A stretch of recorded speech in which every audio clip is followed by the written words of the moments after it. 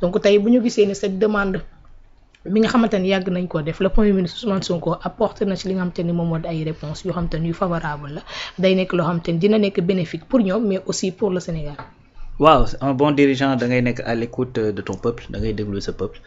te ku ne xam na effectivement poids bi diaspora bi am ci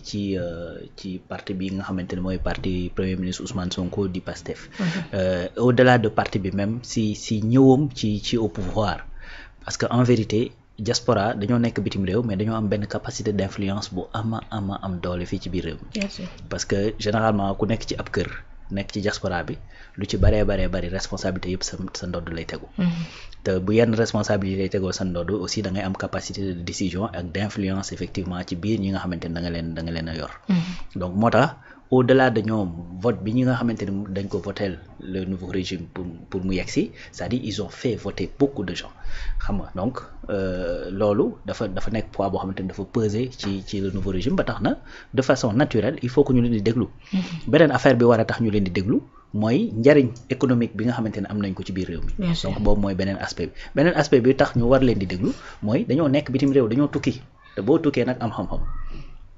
boo amul alal am xam-xam la ñuy wax xam-xam gi c'est sûr parce que dès l'instant nga tukki génn rek tu vois autre chose boo gisee leneen rek loolu mën nga comparer par rapport ak sa dëkk la fa am ak yu demee noonu ba tax mën ngay jox ay conseils ak ay orientation buñ jaaree di mu gën a baax moo tax il faut ñu leen di déglu di leen bàyyi xel lu bari te loolu le premier ministre dafay dox ci loolu c'est quelqu'un qui écoute son peuple oto yi non avantage yi bari na dina permettre nga changer sa parc automobile parce que tey da ngay dugg ci benn garage fekk fa cette place boo xamante ne ëpp na 50 ans mi ngi daw ba tey donc bu loolu mënee daw ci suñuy tali oto bu am 10 ans war fee mën a daw quand même wala bu am 15 ans war fee mën a daw n'est-ce pas donc premier avantage mooy noonu facilité pour changer effectivement parc automobile bi beneen affaire mooy parce que bu ñu nee facilité changer mooy que di prix forcément dafay wàññeeku beneen affaire mooy activité économique bi muy générer parce que di nga oto yooyu il faut am ñu koy indi il faut ñu dédouaner ko il faut ñu fay transport bu ñëwee fii il faut ñu jënd carburant il faut que ñu jënd assurance et cetera il y a tout un tas de il y a toute une chaîne boo xamante ne après dafay découler ci loolu n'est-ce pas donc di nga mën a changer sa parc automobile di nga mën a permettre nit ñi ñu am ay oto yu baax di nga mën a renforcer seeni sécurité parce que oto yi dana normal parce que oto bu def 10 ans en Europe wala aux États-Unis wala au Canada bokkul ak effectivement oto bu def fii 5 ans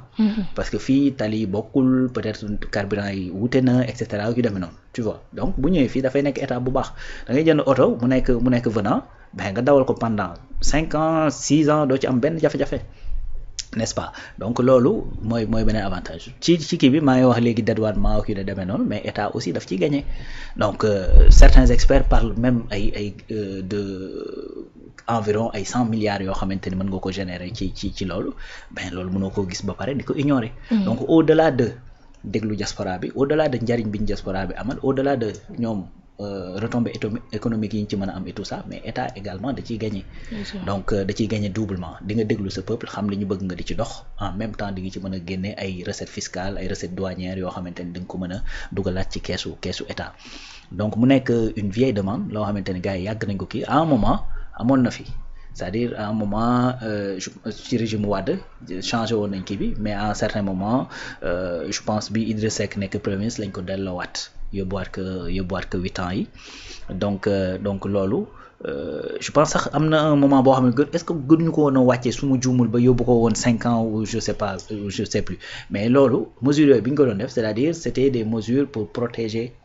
certains parce que dafa am ay concessionnaires yu fi nekk yor ay oto yu bees di ko jaay ak yu demee noonu gars yi daal di leen bëgg a ñàkk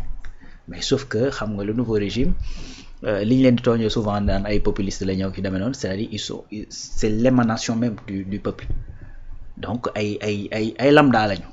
li ñuy wax sénégalais lambda gars yi ay lambda lañu donc ñooñu bu ñu ñëwee au pouvoir duñu fi nekk pour des privilèges pour protéger effectivement certains groupes de personnes ak yu ñu mel déedéet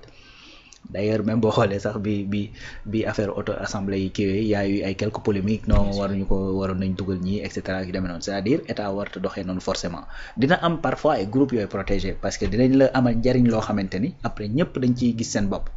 donc ñooñu il faut nga ñàkk leen mais bu fekkee ni c'est des privilèges yu nga xamante ni benn portion de personnes ñoo ci gis seen bopp par exemple concessionnaire yi fi ne bariwul Sénégal yu fa mën a dem jënd fa oto particulier bu fa mën a dem jënd oto bëri na sax particulier yu nekk fii yoo xamante ne bu ñuy jënd ay oto yu nekk yenn stand yi duñ ko jëndee ci ñoom dañ koy dem jëndi directement ci maison mère ba man je connais fii ay borom barke yoo xamante ni bu ñu soxlaa yenn type de véhicules yi dañuy dem directement ci maison mère bi jëndee ko foofu indi ko donc généralement boo xoolee entreprise yi institution yeeg ñu ne mel nga xamante ni bu ñuy jënd dañuy jënd ay véhicules 0 kilomètre lu ci bari ñoom ñooy dem foofu di fa jënd mais les Sénégalais dans leur majorité en général duñ jëndee foofu parce que amuñu pouvoir d'achat boobu tey oto bi nga xamante ni dafa jógee Europe nekk venant par exemple nekk 90 000 kilomètres ou 100 000 kilomètres et cetera def benn 8 ans mais boo koy jënd prix bi nga koy jëndee mënta bokk boo ko doon jëndee tey fii ci benn concessionnaire à 0 kilomètre. c'est pas pareil donc loolu du majorité sénégalais yi mënuñu ko tey boo demee ci garage yi bu ñu bëggoon jënd oto mënuñoo dem ci concessionnaire dafa jënd oto 0 kilomètre mënuñu ko parce que effectivement amuñu le pouvoir d'achat amuñu nu ma koy tuddee ci capacité financière yi nga xamante ne moo ci war. te ku ne xam na ni suñu banques yi fi nekk banques yi généralement pour ñu accompagner la garantie yi li ñu lay laaj en général boo ko amee sax doo leen soxla n'est-ce pas donc moo tax lii nii buñ ko defee li ëpp ci sénégalais yi en tout cas ci la ñuy gën a gis seen bopp que cette minorité de sénégalais yi nga xamante ne am nañ la capacité dem jënd ci concessionnaire yi ak yu ne mel te loolu du changer concessionnaire yi parce que tey am na ñoo xamante ne gis nga booy génnoon tey jii ci transport bi am na ñoo xam ne duñu mës a jël taxi am na ñoo xam ne duñu mës a jël car rapide ñoom tata duñ ci yéeg parce que kenn ku ci nekk am nga sa clientèle. bien sûr waaw noonu la demee concessionnaire yi su boobaa tey bu fekkee da ngaa yor benn entreprise boo xamante ne dafa ñëw implanté wu wala benn structure de l'état wala yu demee noonu bu dee jënd oto du dem jënd ay venant yu demee noonu day dem jënd effectivement ci concessionnaire yi moyennant ay facilités de paiement moyennant oto bu bees tax et cetera xam nga yu ni mel donc ñoom dinañ continuer am seen benn clientèle bi mais les sénégalais lambda yi nga xamante ne musuñoo dem jënd jee foofu dinañ mën a am d'autres alternatives pour mën a am oto bu baax boo xamante ni di nga ko mën a dawal pendant un certain temps n'est-ce pas parce que 2 ans ci oto du dara 2 ans ci un véhicule c'est absolument rien du tout donc 8 ans ak 10 ans c'est pratiquement la même chose donc loolu moom wax dëgg yàlla c'est vraiment à saluer bokk na ci mesures yi nga xamante ni génn nañ démb te ñëpp accueillir ko vraiment favorablement donc surtout nag la majorité bien entendu donc en tout cas man ñun fii rek antenne libre benn jour toog nañ fi am ko woote pour di wax loolu ne nañu jàppale ci oto yi donc des messages ci numéro commercial bi tout le temps da ngay gis des messages qui tombent et qui disent que ni nañu jàppale ci oto yi parce que gars yi ñu ci baree ñu nekk ci biti dañuy loolu tey da ngay dem gis benn parking man j'ai un ami bu nekk aux États-Unis mais dalay won benn parking Honda mais da ngay xool ba fu sa bët yam parking bi waaw yow dafa rëy ay oto kese mais yëpp c'était des 9 ans 10 ans et cetera ay prix yoo xamante ni des prix dérisoires prix yu yomba mais mënoo ko indi parce que effectivement dafa dépassé woon 8 ans léegi nag yooyu noonu c'est des opportunités yoo xamante ni mën nañ ko exploiter donc mu ñëw fii le temps que effectivement Sénégal di mën a am la possibilité peut-être